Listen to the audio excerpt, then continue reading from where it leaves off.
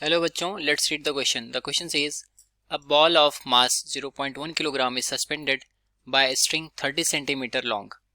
Keeping the string always taut, the ball describe horizontal circle of radius 15 centimeter. Calculate the angular speed of the ball. So question में बोला कि कोई ball है जिसका मास 0.1 kilogram है. इसको 30 सेंटीमीटर लंबी स्ट्रिंग के साथ सस्पेंड किया जा रहा है. तो ये बोला कि जब इस स्ट्रिंग को मूव करें या फिर बॉल को जब मूव करें तो ये हॉरिजॉन्टल सर्कल बना रही है जिसका रेडियस है 15 सेंटीमीटर. तो हमें एंगुलर स्पीड बताना है बॉल का क्या होगा. और यहाँ पर जो स्ट्रिंग है ऑलवेज टॉट है, मतलब हमेशा ऊपर कहीं ना कहीं सस्पेंडेड है और वहाँ से बधी हुई है और ये हमेशा टाइट पोजीशन में है. तो यहाँ पर जो आर होता है ये हमारा रेडियस होता है जिस सर्कुलर पाथ पर ये हमारा मूव कर रहा है बॉल, उसके लिए रेडियस हो गया. तो हम लिख सकते हैं इसको रेडियस ऑफ पाथ. और जो ओमेगा होता है ये एंगुलर स्पीड होता है जो कि हमें यहाँ पर फाइंड आउट करना है. ठीक है, क्योंकि हमारा एंगुलर स्पीड. तो ये हो गया हमारा की कॉन्सेप्ट. अब आते हैं प्रॉब्लम पर और इसको हम फिगर पहले बना करके देखते हैं. तो फिगर में बोला कि एक स्ट्रिंग है जिससे एक बॉल लटका गया है. तो सपोज करते हैं किसी पॉइंट से हिंज किया गया है और यहाँ पर ये हमारा इसका जस्ट परपेंडिकुलर पोजीशन हो गई और ये एक हॉरिजॉन्टल सर्कल बना रहा है, मतलब इसका जो सर्कल बनेगा रिवोल्यूशन का वो कुछ इस टाइप का होगा. और किसी पर्टिकुलर टाइम पर अगर हम ले लें तो जो हमारा बॉल है वो इस पोजीशन में है. ठीक है, तो ये हॉरिजॉन्टल के साथ थीटा एंगल बना रहा है. ठीक है, मतलब जिस पॉइंट पर सस्पेंडेड है उसके साथ ये थीटा एंगल बना रहा है. इसका मास अगर हम m ले लें तो मास इसका वर्टिकली नीचे की तरफ एक्ट करेगा mg और जो स्ट्रिंग में टेंशन होगी वो हो जाएगी t. ठीक है, और जो एंगल बनेगा इसका वर्टिकल के साथ ये थीटा एंगल बना रहा होगा. तो इस कंडीशन में अगर t को हम दो कंपोनेंट में डिवाइड करें तो इसका हॉरिजॉन्टल कंपोनेंट आएगा t cos थीटा जो कि mg को बैलेंस करेगा और दूसरा इसका निकल करके आएगा perpendicular component that is vertical component, ये हो जाएगा हमारा t sin theta.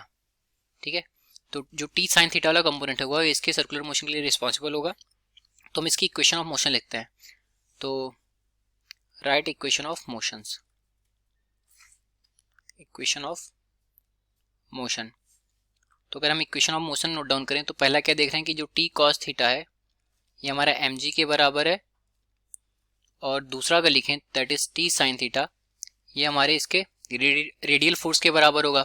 Radial force हमारा क्या हो जाएगा मास इनटू रेडियल एक्सेलरेशन.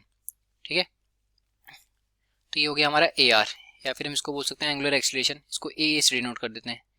ठीक है, तो AA की वैल्यू यहाँ पर क्या हो जाएगी ओमेगा स्क्वायर इंटू आर, तो m omega square into R, ये हो गया हमारा t sin थीटा. अगर हम इन दोनों को डिवाइड करें t sin थीटा को t cos थीटा से तो t से t कैंसिल हो जाएगा और बचेगा हमारे यहाँ पर tan theta. This will be equal to omega square into r divided by g. ठीक है, अब यहाँ से हमें ओमेगा की वैल्यू को निकालना है तो ओमेगा इज इक्वल टू हो जाएगा g times tan theta divided by r और ओमेगा स्क्वायर था तो स्क्वायर हटाएंगे तो अंडर रूट आ जाएगा. अब हमें इस थीटा की वैल्यू को फाइंड आउट करना पड़ेगा. तो थीटा की वैल्यू को अगर हम देखें अगर एक ट्रायंगल इसको बना दें दैट इज ए ओ और ये बी, तो ट्रायंगल ए ओ बी में अगर देखें हम तो sine theta is equal to क्या होता है हमारा परपेंडिकुलर बाई बेस. तो परपेंडिकुलर अगर हम देखें इसमें तो ओ बी हमारा परपेंडिकुलर हो गया और बेस हमारा क्या हो जाएगा सॉरी परपेंडिकुलर बाई हाइपोटेनस. तो परपेंडिकुलर हमारा हो गया ओ बी, हाइपोटेनस हो गया हमारा ए बी. ठीक है, ओ बी अगर हम ध्यान से देखें तो ओ बी हमारे सर्कल का रेडियस है. रेडियस की वैल्यू यहाँ पर कितनी गिवन है हमें 15 सेंटीमीटर. तो ये हो गया 15 और ए बी की वैल्यू कितनी हो जाएगी, ए बी हमारा हाइपोटेनस है that is length of string हो गया 30. तो यहाँ से ये आ गया sine theta is equal to 1/2. तो अगर यहाँ से अगर हम थीटा निकालें तो थीटा की वैल्यू आ जाएगी हमारी 30 डिग्री. ठीक है, इस 30 डिग्री की वैल्यू को हम tan थीटा में यहाँ पर पुट कर देंगे.